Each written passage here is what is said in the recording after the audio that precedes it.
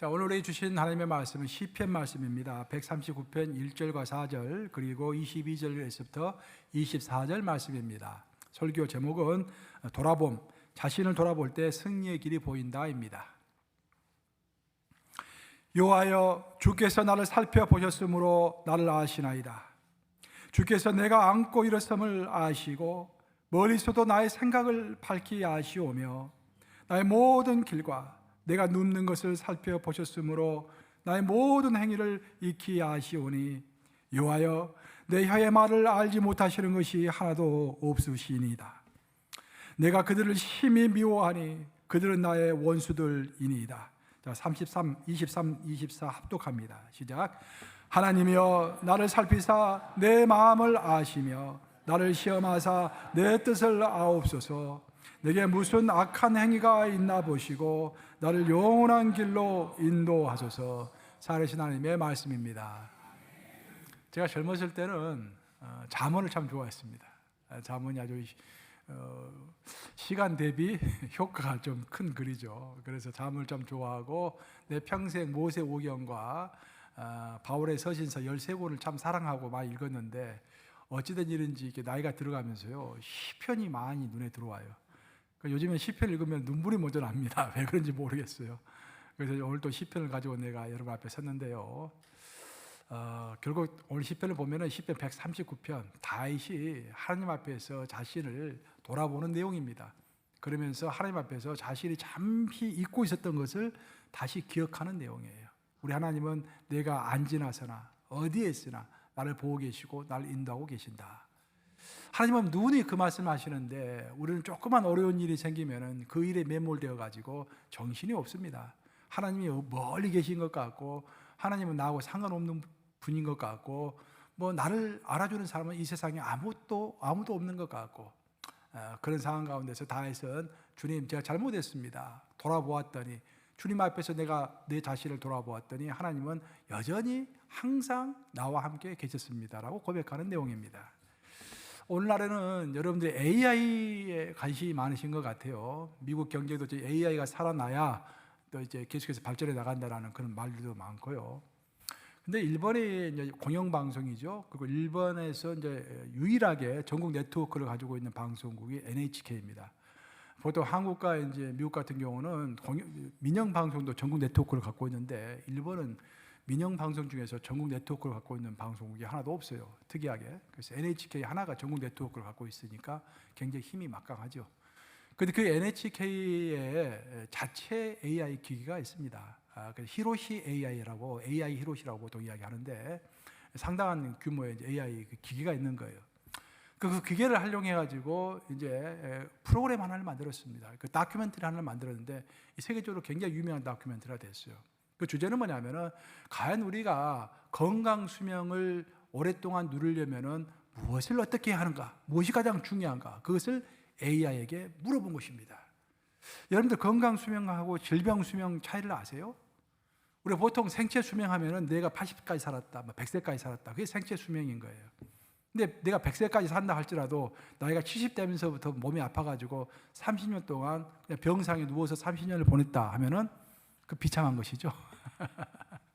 사명을 감당할 길이 없습니다. 그래서 보통 학자들이 이야기할 때는 그런 생체 수명은 또 질병 수명은 별로 중요하지 않습니다. 중요한 것은 건강 수명. 내가 건강 수명이라는 것은 내 두 발로 걸어 다니고 내가 하고 싶은 일을 하고 하는 그 수명이 몇 살까지냐, 그것이 중요한 거예요. 우리 기독인도 우리의 몸은 우리 것이 아니라 누구 것입니까? 하나님의 것이죠. 그래서 하나님의 사명 감당해야 하니까 우리가 건강 수명에 신경을 써야 하는 것입니다. 그래서 일본은 이제 장수 국가 아닙니까? 오래 사는 나라니까 그래도 이제 그 궁금한 거예요. 장수하는 비결뿐만 아니라 건강 수명을 어떻게 하면 연장시킬 수 있을까? 그래서 그 AI에게 학습을 시켜야 하니까 일본 전역에 있는 65세 이상이 된 사람들 중에서 무려 41만 명을 표본을 추출해 가지고 그 사람들의 생활 데이터, 무엇을 먹고 몇 시에 잠을 자고 얼마큼 잠을 자고 건강 어느 정도이고 그런 그 데이터를, 그 수많은 데이터를 다 모아가지고 AI에게 입력을 시킨 것입니다. 그럼 AI가 그것을 이제 스스로 가지고 교육할 수 있으니까요. 그렇게 하고 전 세계에 있는 논문에 건강 관련 논문 5천만 개 이상, 난 논문이 그렇게 많은지 몰랐어요. 5천만 개 이상 논문을 다 수입해가지고 또 입력을 다 시켰습니다. 이제 AI를 학습시켜야 하니까.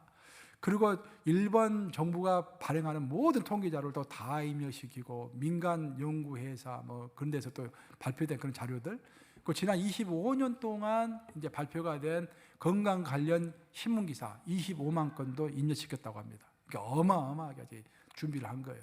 그리고 다 입력시키고 이제 학습을 시켰습니다. 그 다음에 물어본 거예요. 자, 건강 수명을 유지하려면은 무엇이 가장 중요한가? 자, AI가 뭐라 답변했을까요? 우리 이천자 고사님 한번 이야기해 보세요. 뭐라 답변했을 것 같아요? 정신적인 건강. 그 비슷한 답변이 나왔습니다. 영적인 거. 그러니까 많은 사람들은 정신 건강하면 제일 먼저 생각하는 것이 이 건강, 운동을 먼저 많이 생각합니다. 운동 많이 하는 것, 그리고 먹는 것, 식생활, 그리고 의료보험 시스템을 얼마나 잘 이용하는가, 그런 것들 또 이야기하고, 더우시면 에어컨을 좀 틀어주는 것도 좋을 것 같아요. 그렇게 하고 또 행복한 가정생활, 또 종교생활, 막 그런 것들 많이 생각해요. 그런데 히로시 AI가 아주 상상 외의 답변을 한 거예요. 한마디로 딱 답변이 나왔는데 그것이 뭐냐면은 독서라고 나왔어요. 독서. 그래서 사람들이 놀란 거예요.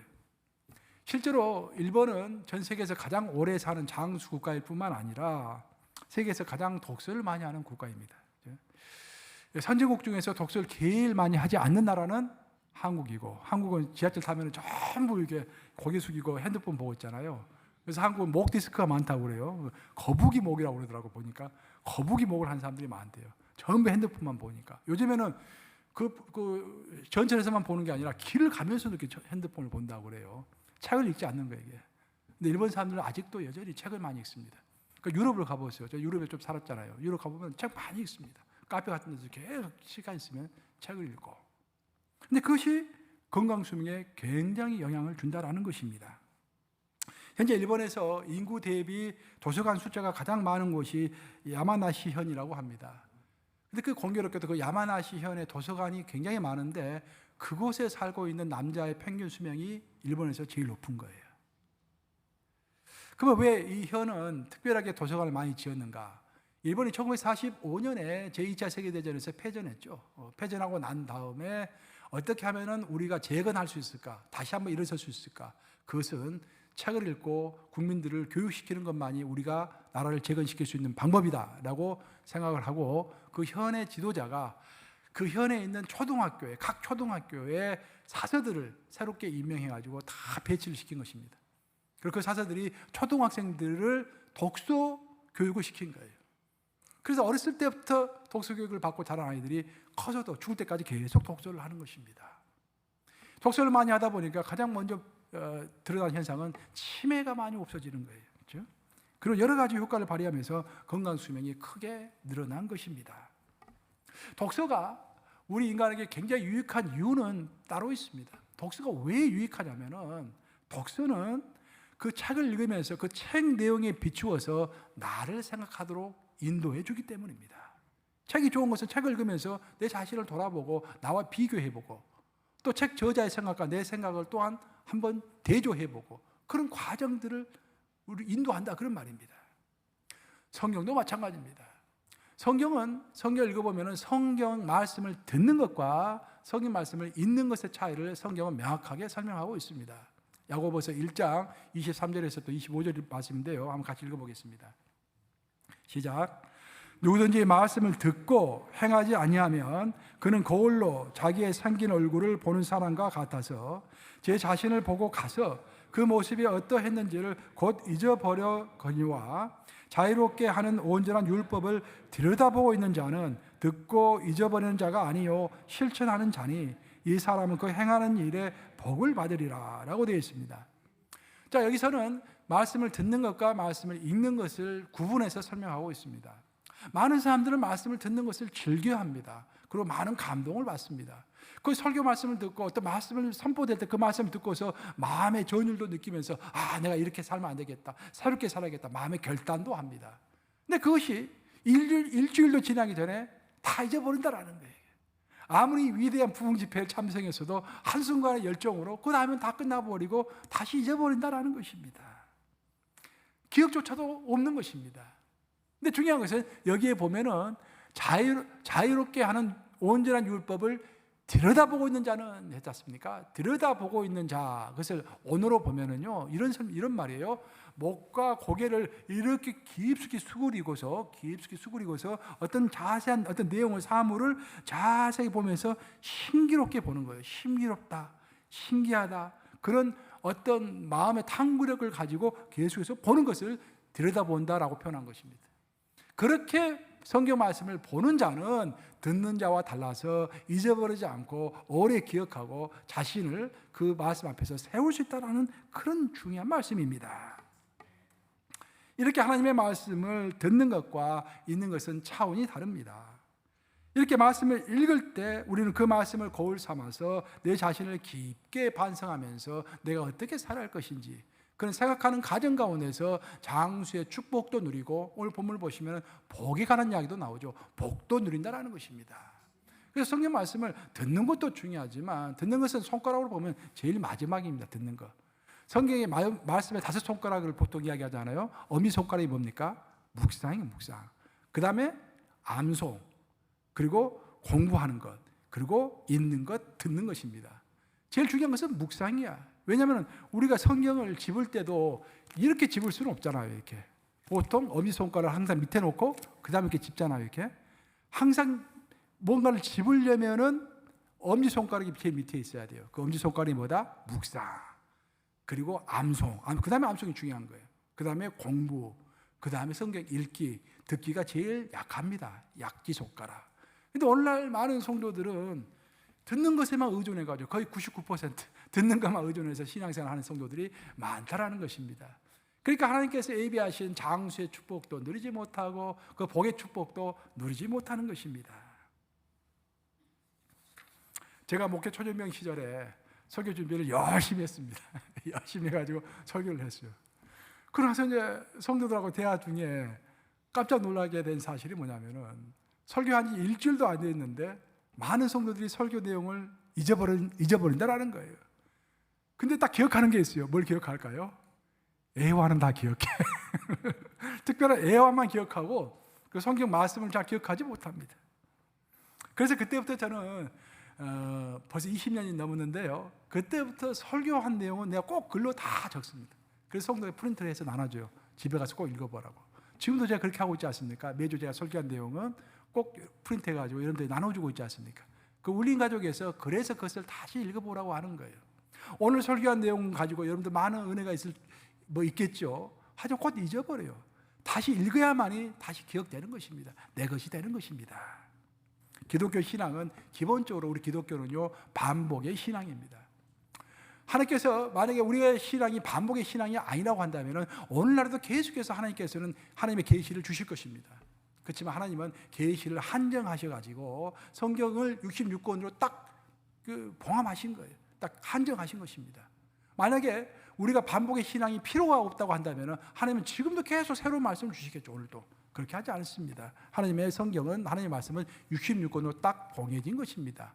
그리고 66권에 관한 그런 말씀들을 또 해줄 수는 있겠죠. 우리의 믿음의 선배들은 어떻게 하면은 우리 예수님을 따르는 자들이 그 성경의 주요 내용을 잊지 않고 다 기억할까라는 것을 고민했습니다. 그래서 만들어낸 것이 신조라는 것을 만들어낸 거예요. 그 신조라는 것은 성경에 나오는 많고 많은 교훈 중에서 잊지 말아야 할 가장 핵심적인 내용들을 가장 간편하게 간략하게 요약해 놓은 것이 신조인 것입니다. 그 신조 중에서 가장 대표적인 게 뭐다? 사도신경. 그래서 우리가 매일 이렇게 사도신경을 외우는 거예요. 제가 왜 사도신경을 예배 포맷을 처음 만들 때 사도신경은 약간 올드 스타일 같기도 하잖아요, 사실. 그런데도 불구하고 내가 사도신경을 꼭 넣냐면은 저는 이제 목사이기 때문에 너싱홈에 신방을 많이 갑니다. 너싱홈에 가보면은요, 제가 절망을 합니다. 그렇게 신앙이 좋았던 권사님들도요, 다 잊어버리고 아는 게 아무것도 없습니다. 머릿속에 아무것도 없어요. 거기다 치매까지 걸려버리시면은요, 아무것도 남는 것이 없습니다. 근데 뭐가 남는지 아세요? 주기도문과 사도신경은 외우고 계세요. 그래서 평생 애웠기 때문에, 사도신경은 평생 애웠기 때문에 그것은 기억하고 계세요. 그래서 자기가 기억이 없어져도 사도신경은 아는 거예요. 그 사도신경만 가지고 있어도, 그 짤막한 사도신경만 가지고 있어도요, 성경의 주요 내용은 다 거기에 들어가 있는 것입니다. 그래서 반복이 중요한 거예요.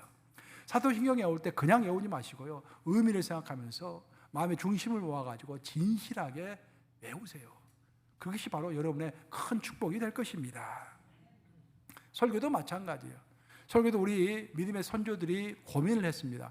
이 잡다한 설교 이렇게 많이 해야 할 것인가? 그러다가 생각해낸 것이 뭐냐면은, 설교도 성경에서 반드시 설교해야 할 그 성경 구절, 그리고 반드시 해야 할 성경 주제, 그런 것들을 모으자. 그래서 만들어낸 것이 렉셔널이라는 것을 만들어낸 거예요. 신학교에 가면은 전부 렉셔널을 배웁니다. 렉셔널은 3년 내지 5년 단위로 딱 2개가 있는데, 3년 단위가 있고 5년 단위가 있는데, 그 중에 하나 자기 선택하는 거예요. 거기 보면은 그 주에 설교해야 할 설교 본문이 다 나와 있습니다. 그 본문 가지고만 설교하라는 거예요. 그렇게 해야만이 그것을 그러면 3년 단위, 5년 단위로 다시 반복이 될 거 아니에요. 그게 반복이 돼야 성도들이 그것을 머릿속에 남는다라는 거예요. 자꾸 다른 설교를 하면 남는 것이 없다라는 것입니다. 근데 우리 한국 목사님들은 이것을 따라가지 않죠. 저도 이제 따라가지는 않아요. 근데 미국 목사님들은 거의 렉션을 가지고 설교를 합니다. 이렇게 반복 설교해요. 3년 단위로, 5년 단위로 계속 반복을 하는데, 이제 그게 렉션으리가 좋은 면도 있는데, 또 이제 약간 제가 봤을 때는 이제 문제는 성령이 그때그때 하는 말씀이 다르잖아요. 이렇게 오늘 하시는 말씀이 또 다를 수가 있잖아요. 그래서 성령의 인도를 좀 민감하게 따라가서 설교하는 것도 필요하니까 이제 렉션을 선택하지 않는 이제 목사님도 많은데, 기본적으로 우리 선조들은 그런 고민을 해왔다라는 것입니다. 오늘 본문은 기본적으로 다윗이 자기가 하나님 앞에서 자신을 돌아보면서 잠시 잊었던 것을 다시 기억하고 있는 그런 내용입니다. 다윗은 하나님 앞에서 이런 놀라운 고백을 하고 있습니다. 오늘 시편 139편 23절과 24절 함께 읽어보겠습니다. 시작. 하나님이여 나를 살피사 내 마음을 아시며 나를 시험하사 내 뜻을 아옵소서. 내게 무슨 악한 행위가 있나 보시고 나를 영원한 길로 인도하소서라고 되어 있습니다. 다시 마음이 좀 괴로웠던 것 같아요. 그래서 하나님 앞에서 기도하면서, 주님 내 마음을 아시오며 내 뜻을 아옵소서. 그래서 내 뜻을 아옵소서라는 말이 중요해요. 그래서 뜻이라는 것은 샤르아프입니다. 이제 오늘 보면 샤르아프인데, 이것을 밑에 영어로 제가 박스를 쳐놨는데 영어 표현이 잘 되어 있어요. 영어 표현을 보시면은 anxious, my anxious thoughts라고 되어 있습니다. 그냥 뜻이 아니라, 그냥 마음이 아니라 지금 근심하고 있는 거예요. 지금 염려하고 있는 것입니다. 뭔가 두려운 마음이 있는 것입니다. 그 두려운 마음, 그 두려운 나의 뜻, 주님 알아주시옵소서라고 지금 고백하고 있는 것입니다. 그리고 그 답답한 마음을 가지고 하나님 앞에 서가지고 자기 자신을 돌아보는데, 뜻밖에도 자기 자신을 돌아보았더니 자기에게 크게 2가지 죄가 있다는 것을 다윗은 알게 된 것입니다. 다윗이 하나님 앞에서 자기 자신을 돌아보면서 성찰했을 때 자기가 깨닫게 된 첫 번째 죄는 뭐냐면은, 그것은 하나님은 항상 자기를 지켜보고 계시다라는 것을 망각한 죄였습니다. 성경 읽어보면은 모세오경도 마찬가지, 특별히 신명기 같은 거 읽어보면은 신명기에서 딱 한 단어로 신명기를 표현해라 라면 뭡니까? Remember, 기억하라. 그죠? 사람들 자주 잊어버리니까. 다윗도 잊어버렸던 거예요. 자기가 누구인지, 하나님 어떤 분이신지를 잊어버리고 있었던 것입니다.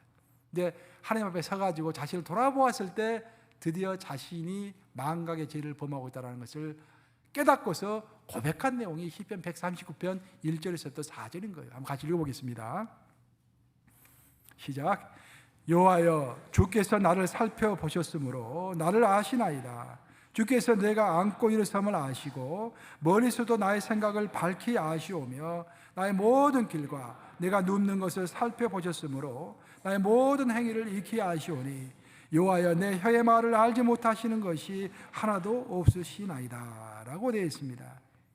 놀라운 것은 다윗이 하나님 앞에 한탄하기 전에, 다윗이 하나님께 기도하기 전에 하나님은 이미 다윗의 마음을 알고 있었고 다윗의 상태를 이미 알고 있었다는 거예요. 그 다윗은 그것을 모르는 바가 아니었습니다. 하나님은 나의 마음을 다 아시고 나의 모든 환경을 아시고 나의 길을 예정하시고 인도하신다는 것을 다윗은 이미 알고 있었어요. 다만 다윗은 그것을 잊어버렸을 뿐입니다. 너무 무서워서, 사울의 병사들이 너무 무섭고 자기가 처한 환경이 도저히 희망이 보이지 않아서 절망 가운데서 모든 것을 잊어버리고 절망하고 있었던 것입니다. 그때 하나님께서 다시 상기시켜 준 거예요. 다윗아, 너 잊어버렸느냐? 내가 너를 항상 지켜보고 있다는 것을 잊어버렸느냐? 다윗이 하나님 앞에서 자신을 돌아보면서 또 하나 자신의 죄를 발견하게 됐는데, 그 죄는 바로 절망하는 죄였습니다. 오늘 본문을 보시면 22절에 저렇게 얘기하고 있죠. 한번 22절 떼보겠습니다. 시작. 내가 그들을 심히 미워하니 그들은 나의 원수들이나이다. 다윗은 자신을 괴롭히고 있는 그 원수들을 미워했을 뿐만 아니라 더 나아가서 두려워했습니다. 내 목숨이 없어지면 어떡하고 두려워했던 거예요. 하지만 하나님 앞에서 자신을 돌아보았을 때 그 두려운 마음과 그 미움이 사라진 것을 느꼈습니다. 왜? 하나님은 모든 것을 아시고 모든 것을 보고 계시니까. 그래서 시편 139편을 보시면은요, 그 순서가 약간 바뀌었어요. 사실은 그 뒤에 나오는 22절, 23절, 24절이 먼저 나오고 그 다음에 1, 2, 3, 4절이 나중에 나와야 하는데, 다윗은 너무 자기가 발견한 것 중에서 최고의 발견은 하나님이 지금도 나와 함께 하시는 것이다. 내가 염려할 것이 아무것도 없다는 것에 너무 큰 감명을 받았기 때문에 순서를 1, 2, 3, 4절이 먼저 나온 것입니다. 그리고 나중에 자기가 하나님 나를 살펴보시옵소서, 내가 기도하나이다라는 내용을 나중에 집어넣은 거예요. 다윗은 이 모든 것을 하나님 앞에서 자신을 돌아보았을 때 자기가 잊어버렸던 것을 다시 기억했던 것입니다. 이것이 성경의 파워라고 하는 것입니다. 우리 성경을 읽었을 때 성경을 읽은 좋은 이유가 뭐냐면은, 성경을 읽음으로 내가 잊어버렸던 것을 다시 발견하고 다시 생각하게 되는 것입니다. 우리가 가끔씩 오늘 본문에 나오는 다윗처럼 절망할 때가 있습니다. 사실 절망이 없는 신앙은 진짜 신앙이 아닙니다. 왜냐하면은 요한복음 15장을 읽어보면은 우리 예수님께서는 우리를 좀 더 성숙한 크리스천으로 만들기 위하여 어떻게 하신다고 했습니까? 가지를 푸른한다고 해요. 푸른, 영어로 푸른은 가지치기 하시는 거예요. 우리를 가지치기 해가지고 좀 더 성숙한 크리스천으로 만드는 것입니다.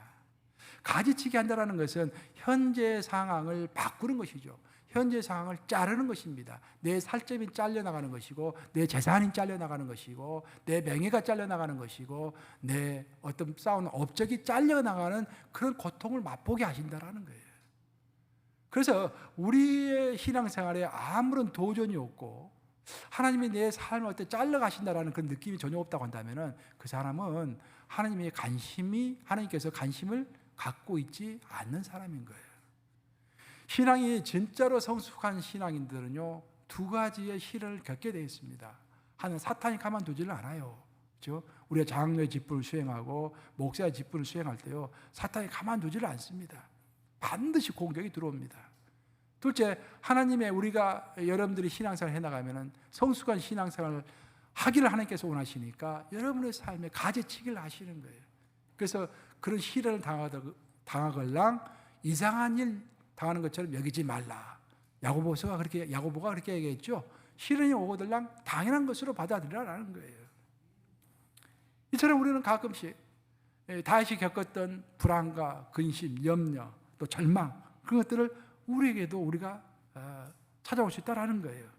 그래서 실제로 우리는 하나님 앞에서 자신을 돌아보면서 나는 과연 누구인가?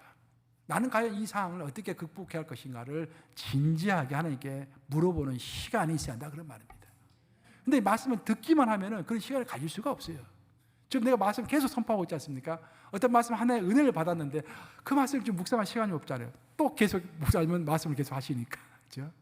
하지만 읽을 때는 은혜 받았으면 거기서 멈추고 자기 생각할 시간에 여유가 있는 것입니다. 그래서 우리가 하나님 앞에서 내 자신을 돌아볼 때 어느 큰 유익 중에 하나가 뭐냐면은 내가 누구인가를 다시 한번 확인할 수 있다는 것입니다. 옛날 옛적에 어떤 마을에 가난한 집이 하나 있었습니다. 근데 그 아이가 툭하면 울어요. 왜? 배가 고파서. 그래서 아이가 우는 것이 듣기 싫어서 그 부모가 이제 회초리로 아이를 때리곤 했습니다. 근데 부모가 회초리를 들면은 아이가 잠시 이렇게 이제 그 울음을 그쳤다가 회초리가 이제 보이지 않으면 또 우는 거예요, 이제 아이가 이게. 그래서 이제 아이가 이제 자꾸 울고 그런 와중에 한 번은 아이가 맞고 있는 그것을 길을 지나가는 선비가 그것을 우연히 보게 되었습니다. 그 선비가 그 한참을 보고 있다가 아이가 불쌍하게 여겨졌어요. 그래서 마음에 결심을 하고서 집 안으로 딱 들어갑니다. 그리고 그 아이 앞에 가서 넙죽 선비가 절을 합니다. 그래서 그 부모가 놀래가지고 아니 우는 아이에게 왜 절을 하십니까 선비님이? 그랬더니 선비가 하는 소리가 이 아이는 내가 딱 보니 장차 정승이 될 아이입니다. 그러니 내가 어찌 애를 갖추지 않을 수가 있겠습니까? 라고 절을 한 거예요. 그때부터 이 부모의 생각이 바뀐 것입니다. 아, 이 애는 정승이 될 아이구나 라고 그때부터 아이를 잘 모시고 공부도 열심히 시키고 그 없는 살림에 유학까지 보내서 공부시켜가지고 결국 실제로 정승이 되었습니다. 정승이 되어서 그 부모가 너무 기쁜 마음에 그 선비를 수소문해서 찾아갔어요. 그 수소문해서 찾아간 선비에게 넙죽 절을 하고 감사를 드렸습니다. 선비님이 그때 우리 아이가 정승이 될 거라고 가르쳐 주셔서 우리 아이가 진짜로 정승이 되었습니다. 그래서 이제 이렇게 덕담을 나누고 해제 시간이 돼가지고 이제 배웅을 하고 딱 돌아서는 순간에 그 선비가 혼잣말로 그렇게 이야기했다라는 거예요. 그때 메마른 아이가 불쌍해서 그냥 한번 해본 소리인데 그렇게 이야기했다라는 거예요. 어떤 의미가 있어서 한 소리가 아니라 그냥 한번 해본 소리이지만 그 말을 받은 그 부모가 진짜로 그렇게 될 것을 믿고서 그 아이의 아이덴티티, 그 아이의 정체성을 정생이 될 아이라고 믿고서 그 아이를 잘 길렀더니 실제로 정생이 되었다라는 그런 이야기입니다. 우리가 성경을 읽어보면은 여호와 하나님이 광야 40년 동안 이스라엘 민족에게 가르친 것은 딱 한마디입니다. 너희는 선택된 민족이니 선택된 민족답게 행동하라는 거예요. 그 하나를 가르치기 위하여 40년 동안 이스라엘 백성들을 훈련시키셨던 것입니다. 자신들이 누군지를 알아라는 거예요. 오늘 본문에 나오는 다윗도 똑같습니다. 다윗의 나이가 16세 됐을 때, 16세면 소년이죠. 그 소년이 됐을 때 하나님께서는 사무엘 선지자를 불렀습니다. 사무엘아, 너 다윗에게 가서 다윗에게 기름 부음을 주어라. 그 사무엘이 16세 된 소년 다윗을 찾아가가지고 기름 부음을 주죠. 그러면서 뭐라고 합니까? 너는 장차 왕이 될 사람이다 라고 기름 부음을 줘요. 다윗은 분명히 자기가 하나님의 부르심으로 왕이 될 것을 알고 있었습니다. 하지만 쫓기는 신세가 되고 어려운 신세가 됐을 때 그것을 자꾸 잊어버렸어요. 그러다가 하나님 앞에서 자신을 돌아보았을 때 자신이 잊고 있었던 자신은 누구인가, 내가 누구인가를 다시 기억하게 되었던 것입니다. 우리도 마찬가지입니다. 여러분 누구입니까? 나는 누구이며 여러분 누구입니까? 성경은 우리가 누구인지를 아주 명확하게 이야기하고 있죠.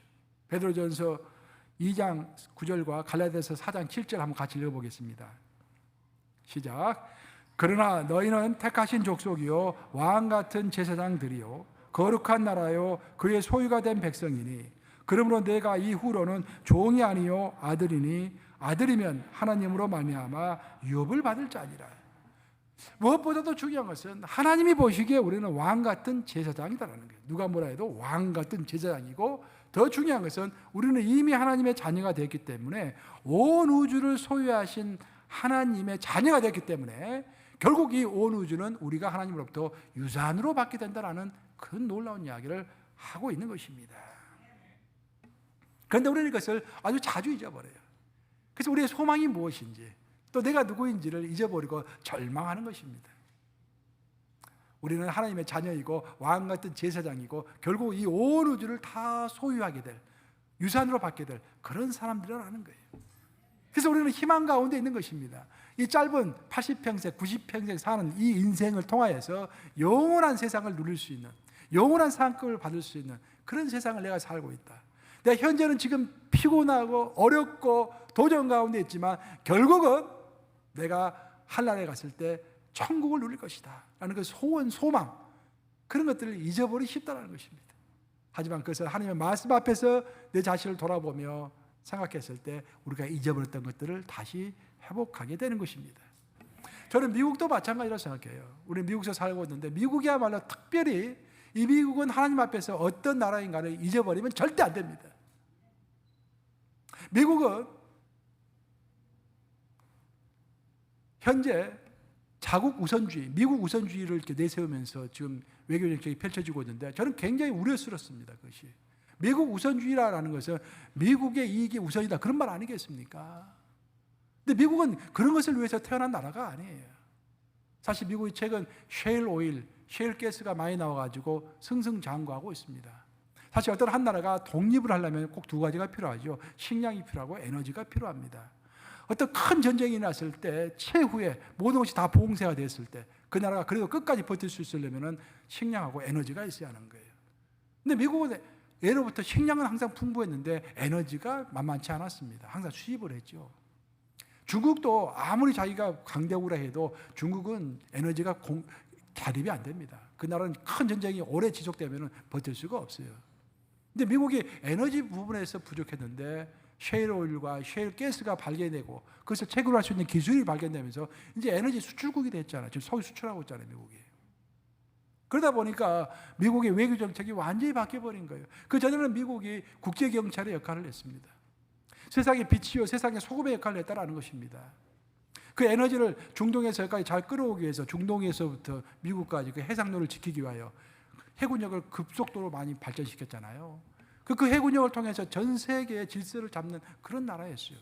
그 질서의 기본이 하나님의 성경의 말씀에 기초해서 전 세계 질서를 잡아온 나라가 바로 미국이었습니다. 근데 지금은 미국이 승승장구하면서 그 모든 것을 다 잊어버린 거예요. 그리고 내 이익이 우선이다라고 하면서 자기의 역할, 세계에서의 역할을 상실하고 있는 것입니다. 하지만 미국은 그런 나라가 아닙니다. 청교도 정신 위에서 세워진 나라이고 자기의 이익을 추구하기 전에 세계 질서와 세계 가운데서 빛의 역할, 소금의 역할을 해야 할 그런 나라다라는 거예요.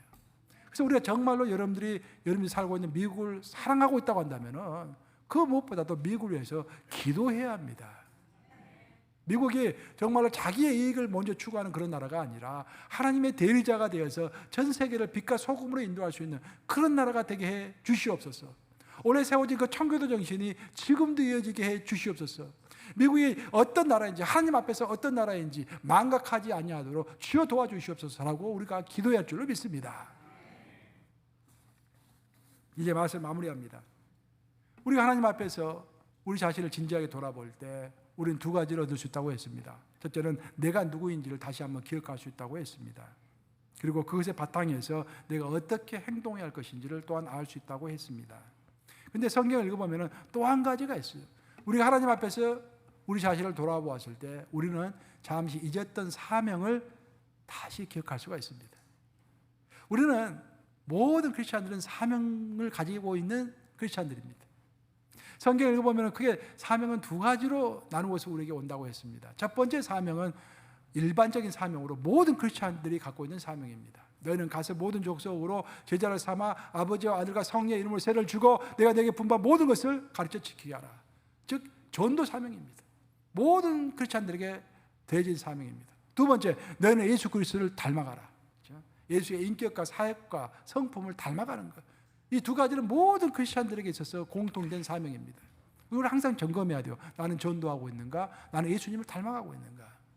하지만 이것에 더해서 각자 개인에게 주신 특별한 사명이 있다는 거예요. 나 목사, 강훈근 목사에게는 특별히 주신 하나님의 사명이 있습니다. 내가 경험한 거, 내가 공부한 거, 내가 하나님 앞에 기도한 거, 하나님이 다 이끌어 주셨어요. 그것을 바탕으로 해서 나만이 해야 할 사명이 있는 거예요, 지금. 난 그걸 알고 있어요, 지금. 여러분도 마찬가지예요. 여러분 어떤 김집사 그 한 사람만이 갖고 있는 하나님 앞에서 갖고 있는 그 사명이 있다는 것입니다. 근데 우리는 그 사명을 망각해요. 왜? 삶의 짐이 너무 무거워서, 생활의 짐이 너무 무거워서. 근데 우리의 생활의 짐은요, 사명의 짐보다 무거우면 안 됩니다. 결국 사명을 위해서 생활이 있는 것이지 생활 가운데 사명이 있는 게 아니에요. 그것이 하나님 예수님의 가르침입니다. 군사로 부르심을 받은 자는 자기 생활에 얽매이는 자가 없다라고 사도 바울이 이야기했잖아요. 그래서 우리에게는 기본적으로 기독인이 되었다라는 것은 하나님 앞에서 사명 감당한 사람이 되었다라는 그런 이야기인 거예요. 사명이 먼저 있고 그 사명을 감당하기 위해서 내 직장도 있는 것이고 내 건강도 있는 것이고 내 친구도 있는 것이고 내 직책도 있는 것입니다. 그런데 그 사명을 잊어버려요. 그런데 우리가 성경 말씀을 대하면서 하나님 앞에서 다윗처럼 나를 뒤돌아볼 때 그때 내 사명을, 잃어버렸던 사명을 다시 발견하게 된다, 그런 말입니다. 제가 이런 의미에서 마지막으로 베토벤 이야기를 하나 해드리고 설교를 마칠까 합니다. 베토벤은 우리 인류가 다 인정하는 정말 천재 작곡가입니다. 근데 베토벤은 그 유명한 작곡가이면서도 임에도 불구하고 그 작곡가로서의 그 생명과도 같은 그 귀, 청력이 거의 상실됐다라는 것을 알고 계십니까?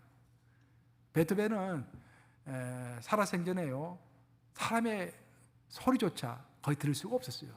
그래서 대화할 때는 펜으로 써가지고 대화를 했습니다. 그 자기가 작곡한 곡도 연주를 해도 자기가 스스로 들을 수가 없었어요. 베토벤이 작곡한 곡 중에서 베토벤 교향곡 9번, 마지막 곡이 9번이죠. 9번이 이제 인류가 작곡한 교향곡 중에서 가장 대단한 교향곡이라고 그렇게 얘기하잖아요. 그 교향곡을 자기가 완성하고 나서 초연을 오스트리아 수도 빈에서 했습니다. 그때 많은 청중이 모여가지고 그 음악을 듣고서 깜짝 놀랐어요. 이건 신의 음악이다 라고 해가지고 끝나고 나서 사람들 전부 일어서가지고 우리와 같은 박수를 계속 보냈습니다.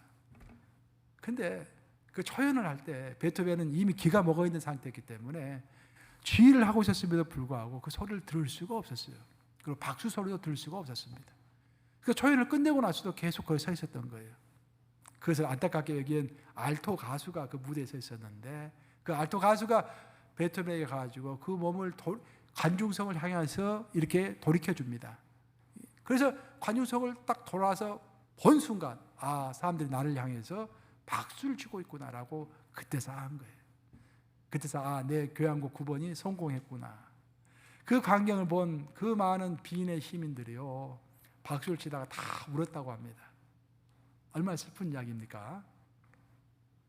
베토벤의 사정이 딱했던 것은 뭐냐면은 그런 천성적인 기머거리가 아니라 후천적인 청각 장애인이었기 때문입니다. 태어날 때부터 기가 먹었더라면 오히려 괜찮았을 건데, 사실 베토벤이 한참 잘 나가던 시절 반주자로서 처음에 유명했죠. 나중에는 이제 작곡가로서 유명세를 떨쳤고, 그래서 전 유럽에 투어를 했습니다. 연주 투어를 했습니다. 그리고 나이 26세에 교향곡 1번을 딱 작곡한 거예요. 그러면서 전 유럽에 이름이 쫙 퍼진 것입니다. 이제 드디어 상승 가도가 시작된 것입니다. 그때가 나이 26세였어요. 근데 그때 상승 가도를 딱 시작할 때 그때부터 귀가 청력이 점점 약해진 것입니다. 그리고 6년 동안 고생을 했어요. 점점 청력이 약해집니다. 그래서 처음에는 음악가가 기가 먹었다 하면 누가 그 음악가를 사용하겠습니까? 그래서 자기가 직장을 잃을까 봐서 두려워가지고 아무한테도 말하지 않았습니다. 몇 년을 속일 수가 있었어요. 근데 6년간 속일 수는 없겠죠. 드디어 사람들이 다 알게 됩니다. 그래서 할 수 없이 의사의 권유로 베토벤이 할리겐슈타트라는 곳이 있어요. 오스트리아 빈에서 좀 멀지 않은 곳이었는데 조는 도시입니다. 그리고 조는 시골이죠. 그것으로 이제 할리겐슈타트로 유양을 가게 됩니다. 그 할리겐슈타트는 푸른 초장이 많고요. 가보면 이제 저도 이제 한번 가본 적이 있거든요. 그 호수가 참 아름다워요. 그 나무도 이제 그 비탈진 곳에 포도가 나무가 이렇게 쭉 있고 포도 이제 가수원이 있고 아주 아름다운 곳입니다. 그곳에서 봄과 여름을 보냈습니다. 그리고 내 귀가 이제 회복이 되겠지, 일 안 하고 있으니까라고 했는데 회복되지 않았어요. 그리고 가을을 맞이했습니다. 그 스산한 가을을 맞이해서 자기 청력이 회복되지 않으니까 베토벤이 결심을 합니다. 죽기로 결심을 합니다. 그리고 자살하기로 결심을 하고 유서를 쓰는데 그게 그 유명한 음악사에 나오는 할리겐슈타트 유서라는 것입니다. 할리겐슈타트 유서에는 그런 말이 적혀져 있어요. 자기 동생들에게 그렇게 이야기하는 거예요. 무능한 의사들을 만나가지고 병은 점점 악화가 되고 있고 세월이 벌써 6년이 흘렀다. 어떻게 음악가인 내가 사람들에게 더 크게 말해주세요, 더 소리 질러주세요, 내 귀가 들리지 않아요 라고 말할 수 있겠니? 내 모든 재산은 내 동생 2명 칼과 요한에게 다 준다. 내 악기를 다 팔아서라도 돈이 남으면 너희 둘이 나누어 가져라. 나는 이제 마지막에 그렇게 써놓고 있어요. 나는 이제 여한이 없다. 기쁜 마음으로 죽음을 맞이할 수 있다. 난 죽겠다 라고 써놓은 거예요. 근데 과연 베토벤이 죽었습니까? 죽지 않은 거야. 그 유서를 동생들에게 보내지도 않았고 법정 대리인에게도 보내질 않았어요. 그 유서를 어떻게 알게 됐느냐? 베토벤이 나이 57세에 죽었죠. 57세에 죽을 때 그 유품을 정리하다가 베토벤의 유품이 발견이 된 거예요. 그 하이리겐 슈타트 유서가 발견이 된 것입니다. 그 왜 유서를 써놓고 죽고자 했는데 그는 죽지 않았을까?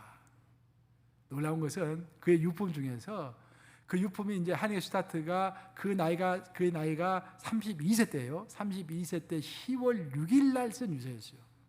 근데 4일 후에 10월 10일 날 쓴 기도문이 동시에 유품에서 발견이 된 거예요. 그 기도문에 이렇게 적혀졌습니다. 하나님, 제게 다시 한 번만 더 기회를 주실 수는 없는지요? 그 성찬의 기쁨을 음악으로 표현할 수 있는 기회를 제게 한 번만 더 주실 수는 없는지요? 아버지, 제 사명 감당할 수 있도록 저를 한번 인도해 주실 수는 없는지요? 기도문이 쫙 나왔어요. 그러니까 그 4일 사이에 일이 벌어진 것입니다. 10월 6일 날 죽으려고 했다가 4일을 버티면서 마음이 회복이 되었고 하나님 앞에서 다윗처럼 죽기를 거부하고 하나님 앞에 기도하면서 내가 이러면 안 되겠다라고 마음을 돌이킨 것입니다. 사랑하는 여러분, 결국 우리 인생은요 4일 인생입니다. 4일 인생. 성경은 정확히 말하면 3일 인생이라고 이야기하죠. 출애굽한 이스라엘 백성들이 처음에는 너무 좋아서 홍해바다 앞에서 막 춤을 추고 하나님을 찬양했잖아요. 근데 며칠 만에 하나님을 불평했습니까? 3일 만에 불평했죠.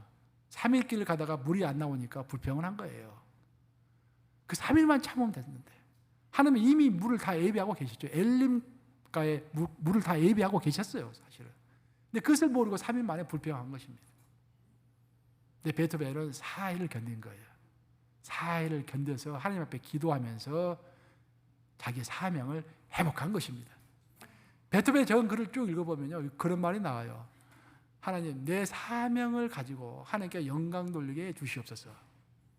4일을 참으면서 하나님 앞에 기도했을 때 자기가 잊고 있었던 하나님 앞에서의 사명을 다시 기억하게 된 것입니다.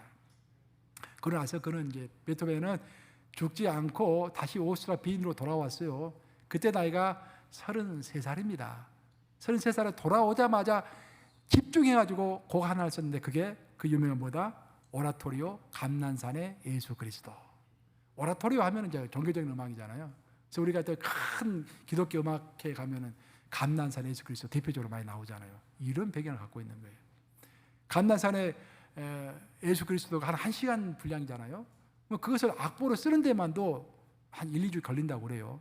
근데 12일 만에 이것을 완성을 해버렸어요. 그냥 신의 계시로 그냥 쫙 나가서 죽으려다가 살아난 그 에너지를 가지고 와가지고 12일 만에 불의 명곡 오라토리오 감난산의 예수 그리스도. 거기에서 예수님의 쓴 잔을 이야기하잖아요. 자기의 이야기를 하고 있는 거예요. 죽으려고 했던 자기의 심정을 예수님의 심정에 담아가지고 다 표현을 한 것입니다. 베토벤이 이렇게 선언했습니다. 죽음이 닥쳐올 때까지 하나님이 부여한 사명에 따라서 인류를 위해서 작곡하겠다. 참 이게 인류라는 말이 나는 너무 중요하다고 생각합니다. 그때는 베토벤은 자신의 기병 하나에 얽매여 있었던 사람입니다. 자기 한 몸 추스릴 수 없었던 사람이에요. 가족도 관심이 없고 공동체도 관심이 없고 나라와 인류는 더더욱 관심이 없었습니다. 오직 이 기병에만 관심이 쏟아져 가지고 사람들이 나를 어떻게 생각할까라는 그런 고민 가운데 있었던 사람이다라는 거예요. 그런데 하나님 앞에서 마음을 다잡고서 자신의 사명을 다시 기억한 이후부터는 더 이상 베토벤은 죽을 때까지요 자기의 기병을 부끄럽게 여기지 않았다고 합니다. 마치 다윗이 몸의 가시를 가지고 평생 동안 살았던 것처럼 기병은 하나님께서 나에게 주신 어떤 한 삶의 일부분이다라고 받아들였다라는 것입니다. 그 이후에 그의 음악은 신의 경지로 발전을 하게 된 것입니다. 바로 이것이 우리가 하나님 앞에서 자신을 진지하게 돌아볼 때 얻게 되는 능력인 것입니다. 베토벤은 평생 12가지 질병을 가지고 살아갔던 사람입니다. 놀라운 사람. 그러면서도 하나님 앞에서 자신을 돌아보면서 자신의 사명을 잊지 않고 끝까지 정진함으로 인류에게 정말로 유용한 유산을 남겼을 뿐만 아니라 하나님께 영광을 돌렸던 것입니다. 사랑하는 여러분, 우리 모두 하나님 앞에서 우리 자신을 돌아보십시다. 돌아보면서 내가 누구인지 다시 한번 확인하고 나는 어떻게 살아갈 것인지 다시 한번 생각해 보며 나의 사명은, 내가 잊었던 사명은 무엇인지 다시 기억하시는 저와 여러분들 되시기를 우리 주님의 이름으로 축원합니다.